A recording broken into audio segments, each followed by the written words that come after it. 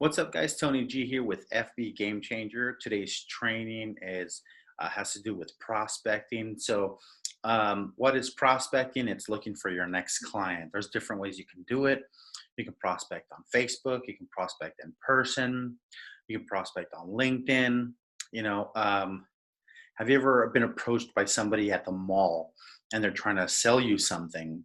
Well, they're prospecting and you were a prospect, right? So there's a right way to do it, there's a wrong way to do it, and then there's a bunch of ways in between. So today we're going to go over what not to do and what you should be doing, right? So today you're going to learn to master the art of prospecting, so you don't sound like every other pitch, right? And so you can generate more clients. And today you're going to learn exactly what you need to say, so you can prospect effectively, even if you don't know what to say or if you're shy. Okay, so first we're going to go over the number one mistake of prospecting. All right, and it doesn't matter what kind of business you have, whether you're an attorney or you're a fitness instructor, or you're into online currency, or maybe you're a salesman. Doesn't matter. Everybody's prospecting, right? We're all looking for our next client. And so the cool thing about advertisement, paying somebody like Google to advertise your stuff, is that prospects come to Google and then they search something and you pop up, right? So if you're not spending money on advertisement, then you're spending time on prospecting. Does that make sense? Because you got to generate clients one way or another, right?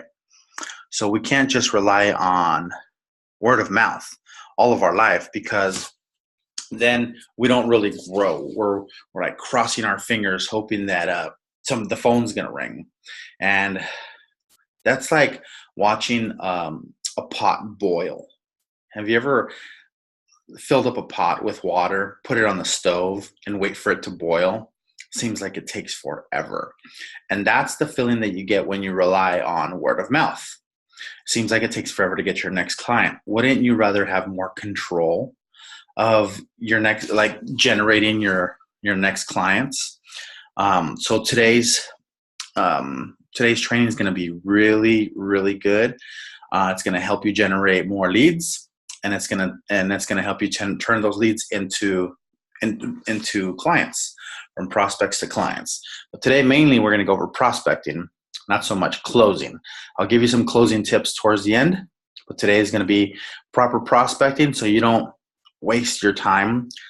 Have you ever talked to somebody about your business and you felt like you just wasted your time? Yeah.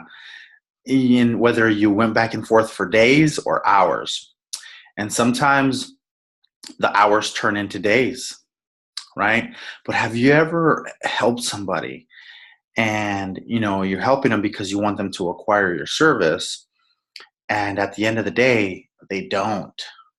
You don't know if they went somewhere else with somebody else. All you know is that they didn't buy your service. That can be pretty discouraging, right?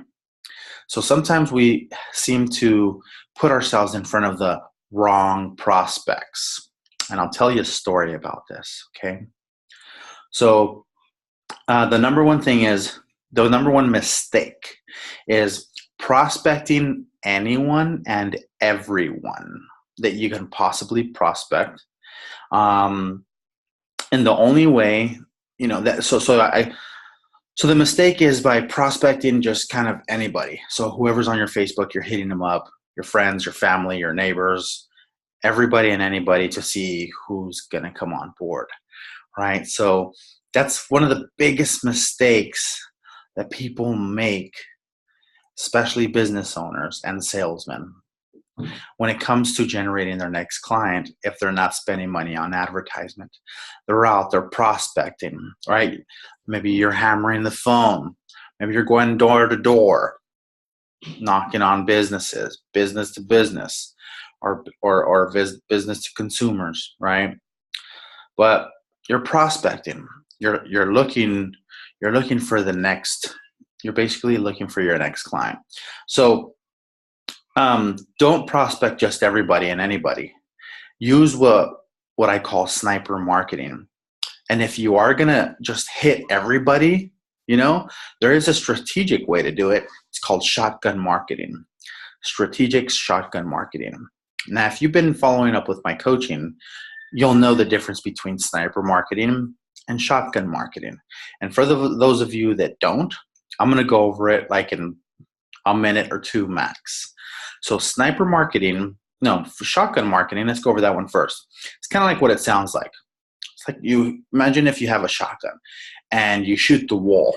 In the wall, you have all these little BBs, right? Like the shotgun, the way it shoots is like a bunch of BBs.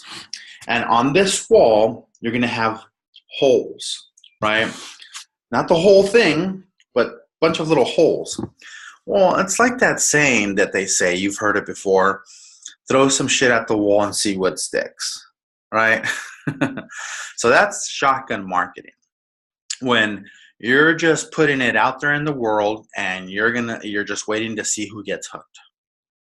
And you're putting it out there, and maybe this is like, I'll tell you what a bad shotgun marketing is, and I'll tell you what a good shotgun marketing is. A bad shotgun marketing is like when you post something about your business on Facebook and you have 1,000 friends and you're just wanting to see who it is who's going to click on the link. A strategic shotgun marketing is going to be something like SEO or on the internet, SEO, right? Because your website's out there available for anybody to see. But when people are typing their problem in their search bar and your website pops up, even though you're out there for everybody to see it, that person that needs what you have is going to end up looking at your website. So that's a strategic shotgun marketing. Now, what is sniper marketing? It's kind of like what it sounds like. Picture yourself, like this. You're zooming in on the lens with a sniper, and you can hit your target from a freaking mile away or more, from very, very far. But you know that every time you pull the trigger, you're most likely going to hit your target. Now, wouldn't you like for that to happen when you're prospecting? Wouldn't you want to hit your target like 90-something% of the time, right? That's what sniper marketing is going to do. So how do you perform it? Well, the way you perform good sniper marketing is you get your client avatar and you figure it out. So for example, right now I'm currently helping plumbing contractors, and there's all kinds of plumbing contractors, from the guy that just started his business and he's got maybe just him and a helper, to the guy that's maybe got 3 guys working with him, maybe a small shop. Then you got guys that's got a decent sized shop with like maybe 10 or 12 plumbers. And then you got the bigger shops, usually an LLC, like a corporation. And they usually got like 15 plus plumbers, maybe 15 to 100, something like that, right? It's a bigger shop. And some of them are even nationwide, multiple shops. So if I'm selling a service for $150,000 consulting, which contractor should I choose to talk to? It's not going to be the guy that just opened up a shop. He's going to think I'm too expensive. $150,000 for consulting. He's going to say, whoa, you're crazy. And I'm going to say, well, I turn mom pop shop into multi-million-dollar businesses, right? Corporations. And so they say, well, that's crazy, $150,000. Now, if I go to a medium-sized shop where they got 3 to 5 plumbers and they're doing about $400,000 a year, they may consider it. See, 150, they're going, Okay, well, I'm doing about 450 right now. It's a little expensive for me, but sounds kind of cool. 150 is pretty rich. But if I go to a shop that's doing 8 or 900,000 a year, and they haven't hit that $1 million mark, and what I do is I turn them into $1 million business. That's what I do, right? So those are my target clients. Why? Because if they're making 8, 900,000, and I tell them, listen, you're going to pay me 150,000, and I'm going to turn you into $1 million shop. How? By making the phone ring and giving you a sales process so your plumbers can execute and get really high ticket sales and actually master the art of sales, right? So the guy doing those numbers, he's going to be excited. He's going to say, not bad. I would spend $150,000 to make $1 million. Who wouldn't? You know who wouldn't? The guys that can't afford it. They may, whether they believe in it or not, they may not be able to afford it. So don't position yourself in a spot where you're pitching people that can't afford your service to begin with. You're going to get a big fat no, and you're going to be discouraged. And if you're hitting up a bunch of people that think that your products or services are expensive, you're going to be swimming against the current, my friend. So when I make my client avatar, I'm very detailed. So I'm not just targeting any plumber. They got to have a shop. So that X's out a whole bunch of them, right? Well, I don't just work with any contractor that's got a shop.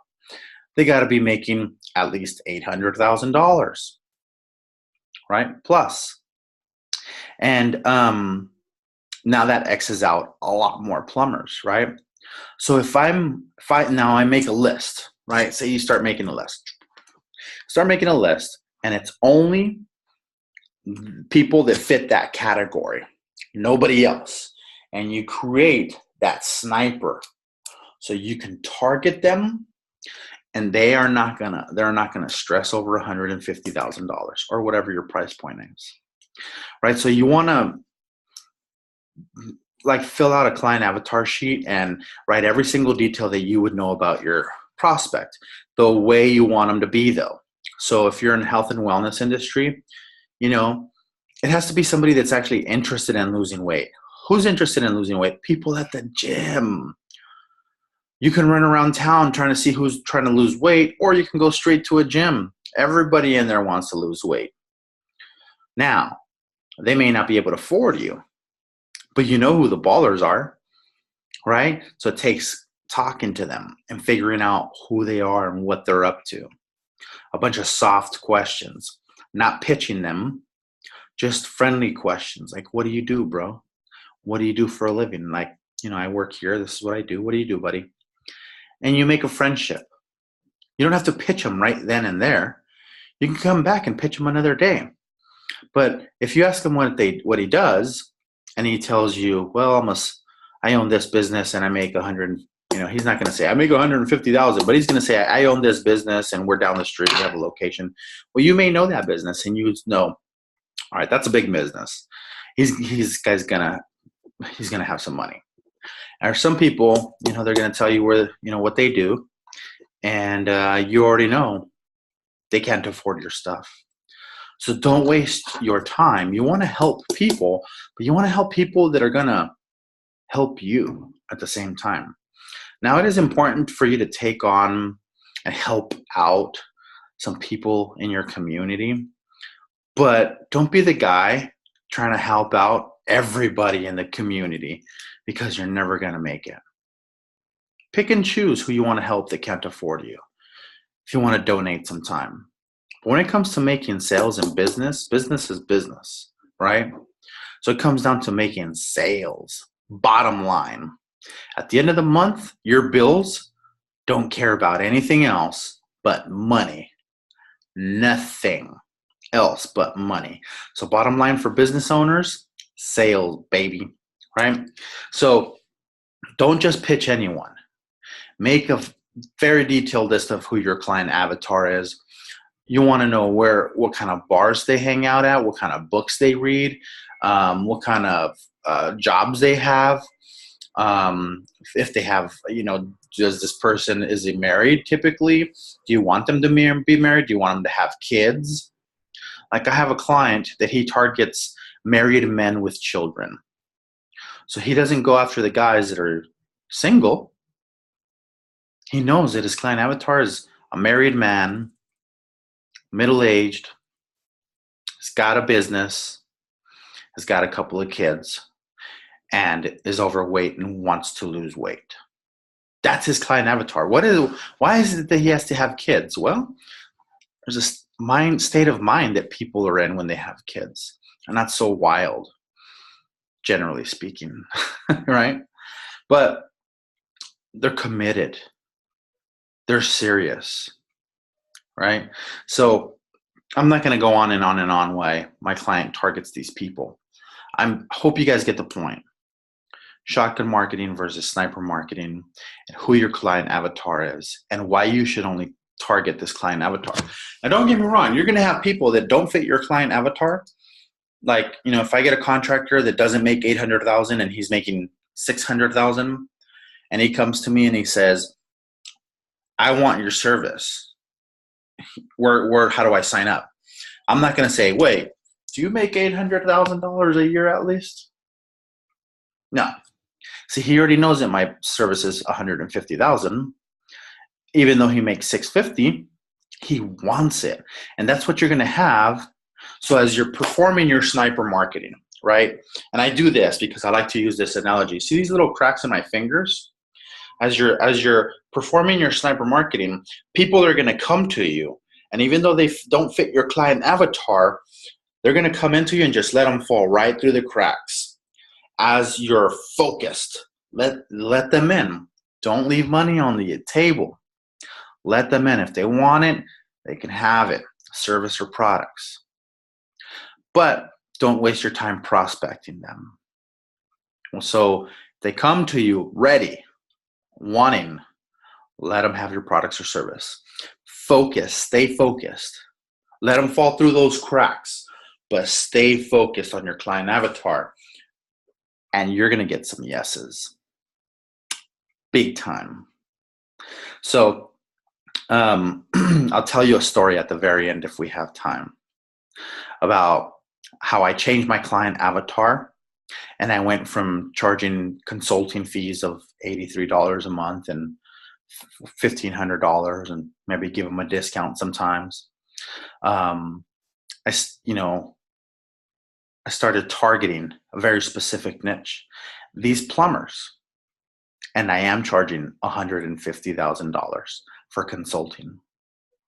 I'd rather have 2 to 3 clients of these types of clients versus 50 to 100 of the other clients.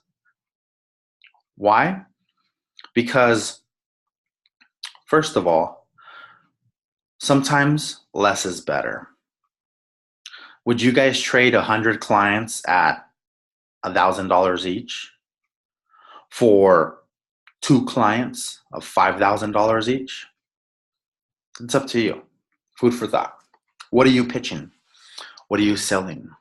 Are you selling the right stuff? Do you have to kill yourself? Do you have to sell a ton of stuff just to make your ends meet? So be careful what business you're in. People that join MLM and network marketing, some people join because it's their passion. Very few people do. Most people join because of a business opportunity, because they found a way they can make some money, not because they have a passion for this. Some people get into health and wellness, MLM or network marketing or affiliate marketing because they see, oh, I could make money like this. Oh, this would be cool. And some people join because I love working out. I love going to the gym every day. I'm a vegetarian. I don't eat this and I don't eat that. So when they find this business opportunity, they go, wow, that's right up my alley.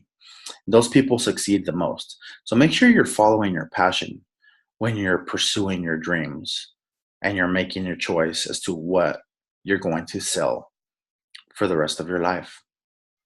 I've wasted a lot of time in the past, but it was all a learning experience. And that's okay. Okay. So, how to prospect on Facebook? Well, there's all kinds of cool stuff you can do, and I'm going to show you some prospect live. Okay. So, I'm going to share my screen. All right. I'm going to go right over here. And then, so for example, if I'm in the health and wellness industry, I'm going to prospect like this. So I'm going to say weight loss. Whoops. You're going to hit weight loss because you're looking for people that want to lose weight, right? And then you see these tabs up here, people, photos, videos. You're going to go to groups.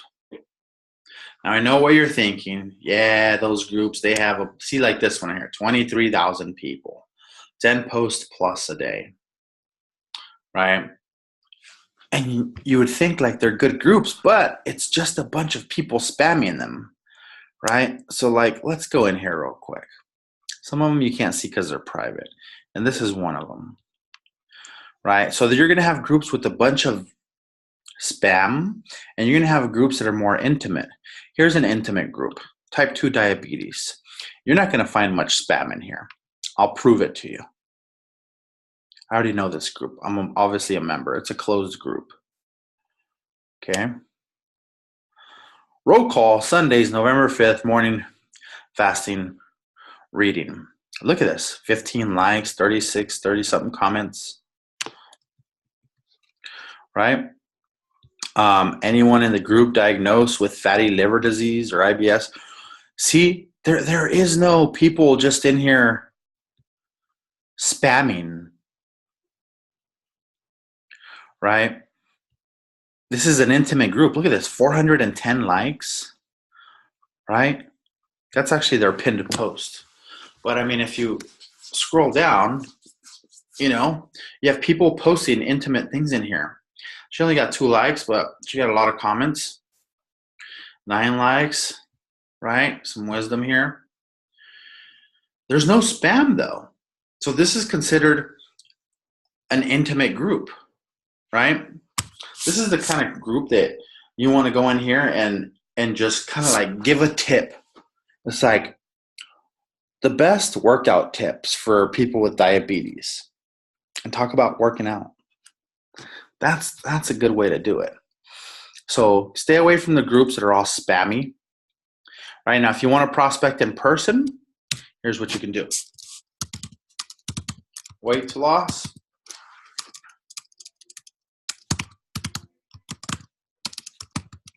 Okay.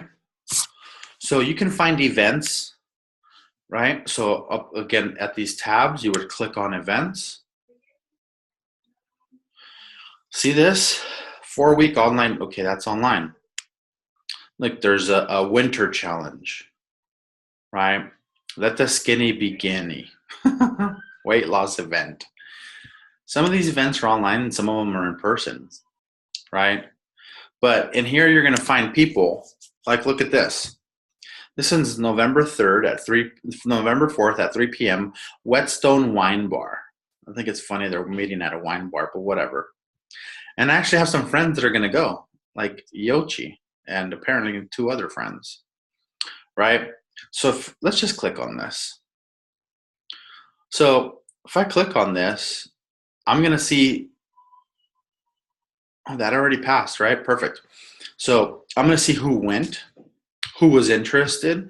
So if you want to come in here and you want to start kind of like cherry picking, right? See, I got some friends that were, no, these are not my friends. These are add friends. So I think I had like 2 or 3 friends that went or whatever, but see this? Invited people that went and people that were interested. You can come in here and just know that like this guy's into fitness, right? So if you're selling products like weight loss shakes, this guy's most likely to try your products or shakes. He's most likely to try it. Let's see if it's the real deal. He's going to try it. he's most likely to try it versus like, you know, some random person. So that's how you prospect on Facebook for events, for groups, and of course, you could even do people, right?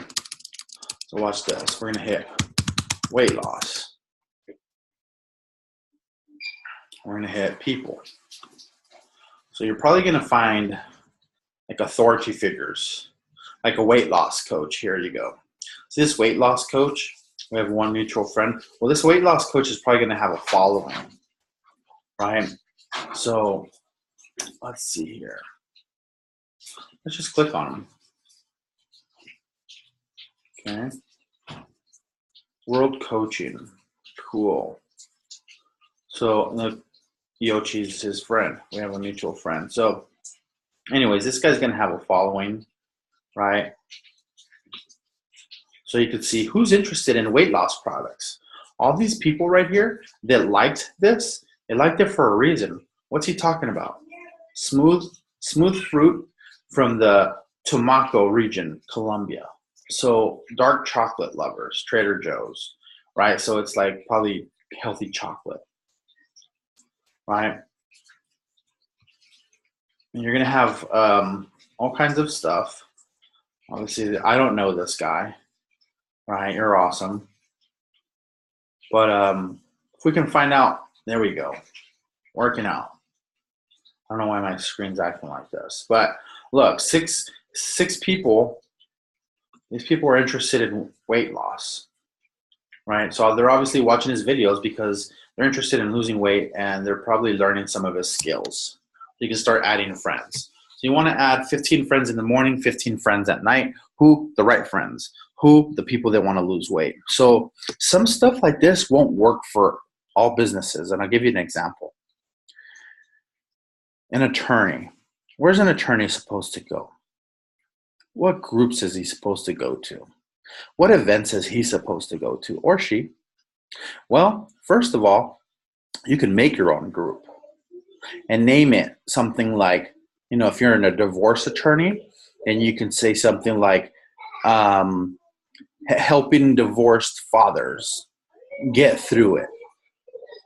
And the only people that are going to be in your group is guys that went through divorce or going through a divorce, right? Or name your group something along the lines of helping fathers or husbands that are interested in or are curious about a divorce.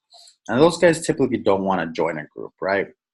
So maybe if you're studying family law, you can make a group, if you're practicing family law, you can make a group, and in the group, you're constantly giving advice on what family members should be doing whenever things happen in life. And when they read that, they know their rights. And they're going to think of you when some shit hits the fan. And they're going to go, you know what? Robert Burns on Facebook, he posted about something like this and what I should do. I'm going to call him. I'm going to go back to your group. They're going to call you. Now, that's like a long-term investment. You're waiting for people to come back to you, right? So the best way for somebody like an attorney to generate clients is not prospecting through these groups. The best way I mentioned is not going to the events to see who they can help. And you're going to run into some people, yeah. But the most effective way for a lawyer to get clients is going to be through Google pay-per-click or Yelp, right? Where people are actually currently searching you instead of you searching them. Now, on your day-to-day life as an attorney, you are looking to see who you can help, right? So let's see something. Look at this. Attorneys who fight and sue child protection services, attorney lawyers, right? So we're just going to hit attorney lawyers. I want to see if any of these guys have groups. Let's see if any attorneys have groups. Attorney's office. Here's some groups. Look at lawyer directory. Come on now, guys. Lawyer directory. So somebody, look at lawyers of Pakistan, Ace Attorney Hill. Look at all these guys. 5,100 people, 1,800 people. Lawyers Rule, 10,000. Attorneys who fight and sue child protection services.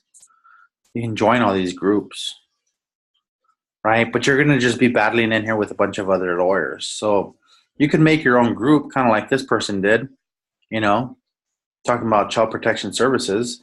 Obviously, you're targeting a certain client, okay? And so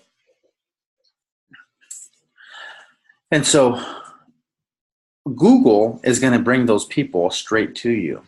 As an attorney, you need to be advertising on Google, Yelp, so that when people currently need you and they go, oh my gosh, I need some help with this, they get on Google and they get on Yelp and they see who they can talk to, right? So some businesses don't do so well for prospecting on Facebook. And so they have their own avenues of how they generate their clients. And I just went over one of them, okay? So how to prospect in person. So let me give you guys some advice. Whenever you're prospecting in person or on Facebook,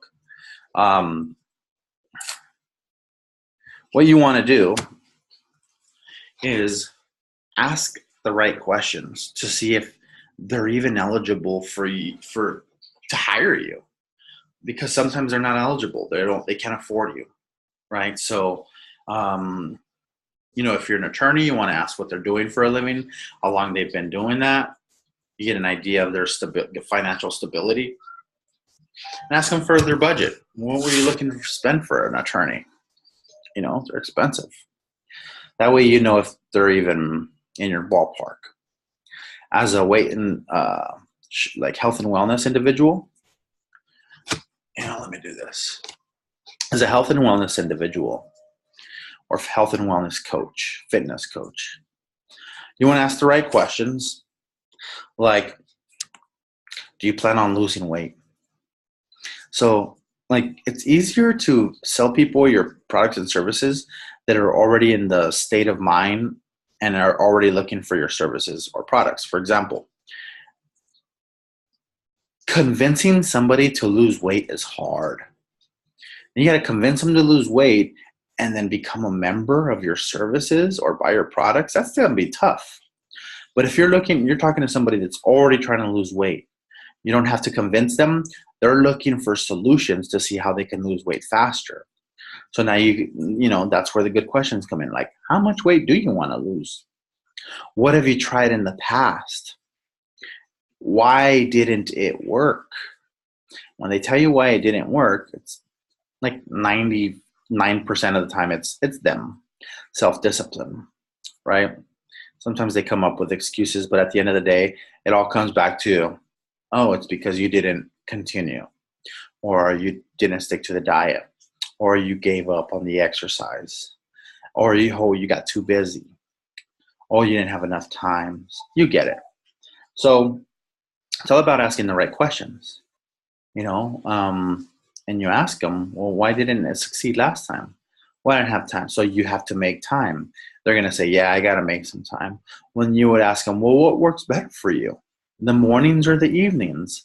And if they say, I'm not a morning person, I'd say more the evenings, like after work. So if you've got a really good program in the evening where it doesn't kill you to wake up in the morning, because, people don't like that, kind of laugh with them and say, if you had a really good program that actually gets you kick-ass results, and it's in the evening where it matches your schedule and it's affordable, it fits your budget, would you do it? And let them tell you yes. And that's when you say, great, when would you want to get started? And they'll think probably Monday or next year or whatever their answer is, right? But you want to control the conversation by questions. So every time they answer your question, you reply with a comment, something relevant, and you end it with a question. So if it could be something like, hey, have you ever tried a diet before? And they're going to say, yeah, I have. And you can say, yeah, I know, me too. Some of them work and some of them don't, right? When was the last time you were on a diet? See that? And they'll say, well, about a year ago. And it sucked. My wife turned into a vegetarian and I'm not a vegetarian. Oh, I'm not a vegetarian either. You could say something like, do you still like to eat a lot of meat? Yeah, absolutely. Yeah, me too. Have you tried a different diet? And they're going to say yes or no. See, I'm always commenting something and then end it with a question to see if they're even meant for you. That way you don't waste your time in pitching them and calling them and following up and all this crap. You can cut to the chase right then and there, see if they're a right fit for you, see if you can help them. So so if you're doing this online, don't send them your link. One of the biggest mistakes that the guys make and the girls make out there is they're so too quick to send the link. Well, here's my link. Here's my link, right? Too quick. Don't do that. People, they want you to help them, not sell them. So if you're asking these questions, then you could say something like, okay, so it's going to work for you. It's going to match your schedule in the evenings and it's going to fit your budget. You want to start next week, right? That's when you actually can send them a link because they're ready to purchase. But until you figured out their problems and you've offered them solutions to help them, then you can sell them through helping them. Hope that makes sense. So you would say something like, all right, great. So we're going to do it in the evenings. It's going to fit your budget. You want to start next week. Did you want to start pay with a credit card or cash? Right? If you're wondering how to close, that's a really good comment. Would you rather pay with credit card or cash? And that way they could say, a check. Can I pay you tomorrow? Right? I may have to go to the ATM. Do you take checks? All that stuff. I don't take checks. I don't trust checks. Don't trust checks. Don't take checks. Word of advice. Unless you know these people. I had somebody recently pay me with a check, but I trusted him. That was different.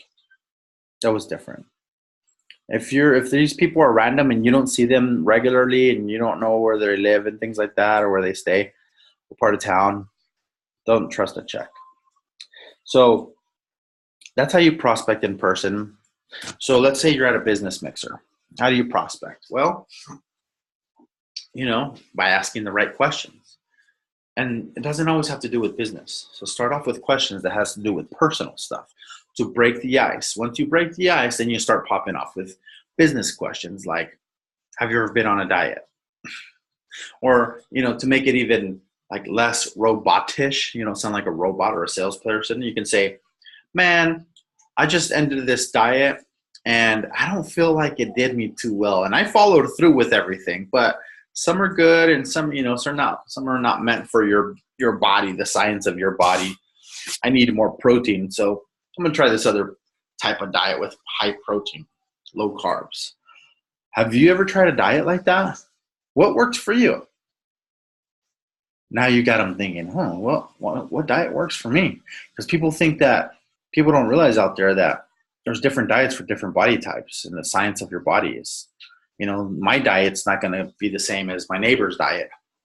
Like I have a problem losing weight. I don't have a problem gaining muscle. I can gain muscle like this really fast, but my problem is losing the weight. Right? So a skinny guy who wants to gain muscle going to have a completely different diet from me. Right? So figure out what they need, offer a solution by helping them solve their problems. I can't hammer that into your head enough. It's like the best sales strategy. Help them with solving their problems with your solutions, and let that be your sales process, is helping them, teaching them. So take your mindset from a salesman to a teacher and just teach them how to do it, and they'll come to you asking for the sale. I promise. So don't send the link until the perfect time. Sometimes I don't even send them any link. I just talk to them and talk to them and talk to them, and I close them. And then it's like, okay, let's sign up here. And I just bust out with my pay funnel. So you got to ask them what their biggest pains are. So if you don't know how to start a conversation, remember, start with a compliment and with a question. That's how you start a conversation. Start with a compliment and with the question. Okay. Don't close them on Messenger or texting. It's one of the worst things you can do. Close your client, get them offline. Start the conversation online, get them offline. What does that mean? Ask them for their phone number. Ask them to meet up for coffee. Ask them to do a video chat.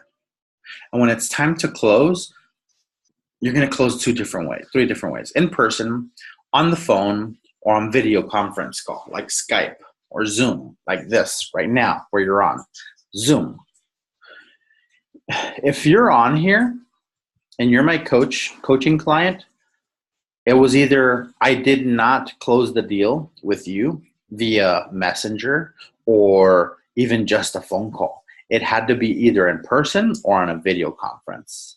It's the only way I close deals. You guys do the same thing. Don't be trying to send them the link and expect them to buy unless you have a following and you're somebody like Tony Robbins and he can just throw his link out there and people will buy millions. He can perform shotgun marketing and get away with it. And it doesn't even have to be that strategic. He can just literally spam his link out there and people will go crazy over it. Why? Because he's got that following. So if you don't have a following like that, it's not going to work for you. All right? But I want to tell you guys, when you're prospecting, this is a closing tip. I told you I'd give you a closing tip towards the end. Don't expect for your link to do the entire sale unless you're a master of building funnels. Or you got this landing page or funnel that's known and proven to sell for you. This is an art you have to master. So if you think that your website is going to bring you clients, it may not be a good enough website. Maybe it's not converting. Maybe you need to switch a few things to make the words more attractive, to create more engagement, so that the people actually click on your link and schedule an appointment to speak with you.